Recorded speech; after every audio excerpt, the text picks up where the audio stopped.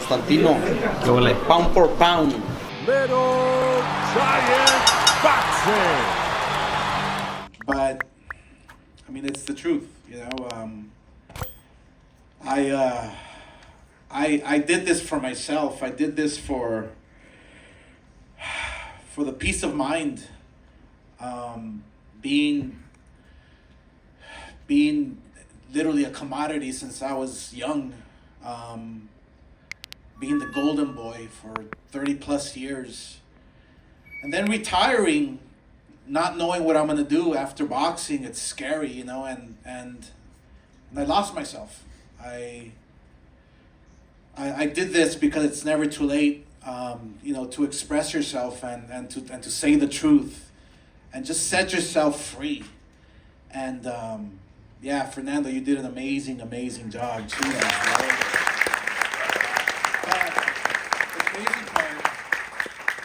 the crazy part is that the second one, I think personally it's the best documentary film I've ever seen in my life. I mean, talk about this cliffhanger at the end. The second one goes next level. So well, first of all, thank you, bro, for trusting me to be able to help tell your story and going there. And that's what I said when I talked to Oscar. I said, hey man, if we're gonna do this, we gotta come 100% correct. You gotta be just warts and all, completely vulnerable, and just as raw as it can get. And as you can see, he was, and he continues to go there.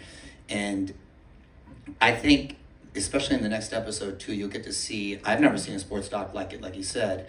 It's so revealing and so vulnerable. And I think regardless if you're a fight fan or not, man, woman, whatever, there's gonna be something for you to relate to. And I think it really resonates with everyone and the people that have seen it. I know it's really struck a chord to them. And thank God we've been getting a lot of great reviews and a lot of buzz so far. So thank you. Again, Fernando, my boy Stearns, who helped me with Archie, Wendell, the guys, and my whalberg, who's right now filming, wouldn't be there. And you, of course, Oscar, for taking it there. But again, can't wait for you to see the next one. And again, you know, tell your friends and family, because it's on next Monday, Tuesday on HBO. This guy's going to be doing press all this week. He came and did Access today, and continue to hold down the fort until we actually premiere. But are we asking questions or what? So just so people know, the professor, I still don't know who got rid of him. He was a communist, though, huh, Bob? Your father, he said your was father. Was it my father? Okay, I never asked him. So my father gets rid of him, and I hadn't seen him in all these years. So yeah, I finally went to Mérida in Yucatan. I took a trip down there to go see him, and we embraced and we just cried. It was incredible. It was amazing. He really did have like love for me. You know, he wanted to see me better. He wanted to see me grow as a person, you know, and it was pretty cool. It was very genuine, you know. We couldn't have you be a communist, little bro. Bob was right. We couldn't have that influence. One of the stories I didn't get in there, thank God, because I was able to get it out. But I almost derailed Oscar's career in his second fight. Quick stories, because he was, what was your second fight, no? Like your second fight? Third fight? Something like that? World of Sports, Bob. What was that, fourth fight? Third fight, he was fighting down Curtis Strong, I think was the opponent, down in San Diego. So he had like a pelo, he had like some ingrown hair or something. Hair in my leg. Yeah, in his leg, and it got so bad that he couldn't walk and he was in pain. So he's like, hey Mario, I think the fight's off. And I said, are you sure? And I go, yeah. And I said, are you sure, bro? And he said, yeah, it's off, dude. I can't fight. There's no way I can fight. See how Mario's covering his tracks. Are you sure? He told me. Are you sure? I asked him about 5 times. And I said, well, fuck it, let's go to Tijuana. So we went down to Tijuana. We partied all night, drank till about 6 in the morning. We were all hammered. Everybody came home. And then Bob sent someone over. Or No. So I get to the hotel. It's 5 in the morning, 6 in the morning. That's right.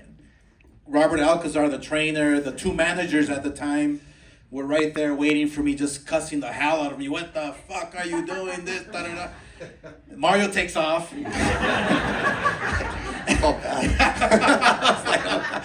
And I end up fighting that, like, in a few hours that afternoon. Yeah.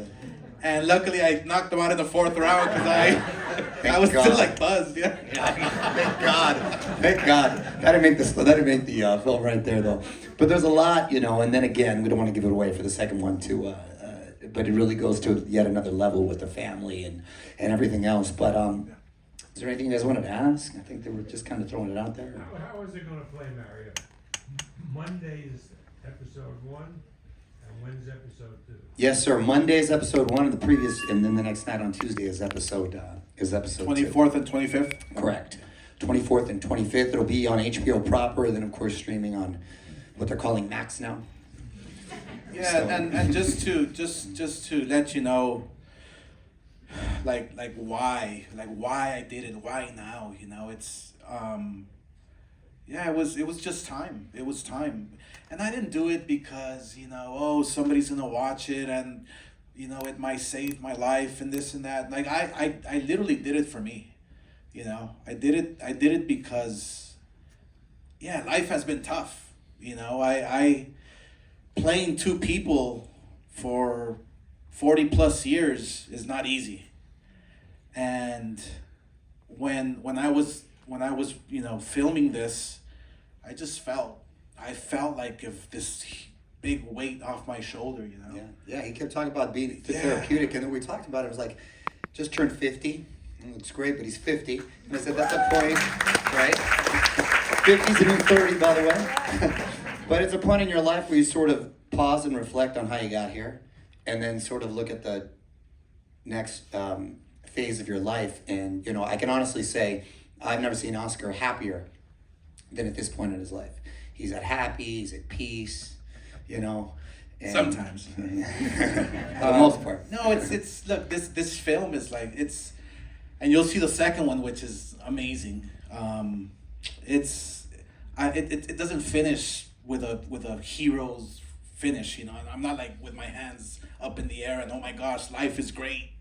No, it just finishes where to be continued. You know, life is a work in progress, especially for somebody like me that was conditioned for so many years, you know. So it's yeah, it's a work in progress, you know, and I feel proud of that because I am making strides, I am making progress, and so, you know, life is good. Exactly. Life is good, my way. Right. You know? And I think at the end of the day, you know, the message, if you will, is sort of like the tagline, not all that glitters is gold.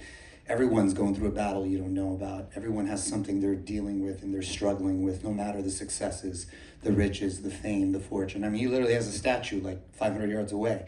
And you would think that he's on top of the world, which he is, but at the same time, there's so many demons that we all sort of deal with, right? So for it to kind of be put into perspective and you to kind of relate it maybe to yourself and make you pause and think. And I know my wife was like, God, how my relationship with my son, and maybe, and culturally, I think it's going to resonate with a lot of Latinos out there too, because we both didn't have dads ever told us that they loved us. So I never really told him that I loved him, and it's just because that's just a cultural thing. I know he does, but you know, maybe it's time to, maybe some other young kid out there will kind of break that cycle and start to say those words. I make it a point to tell my kids all the time. I know Oscar does too.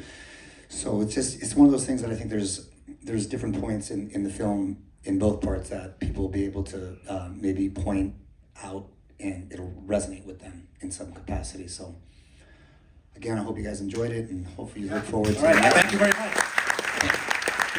Appreciate you being here.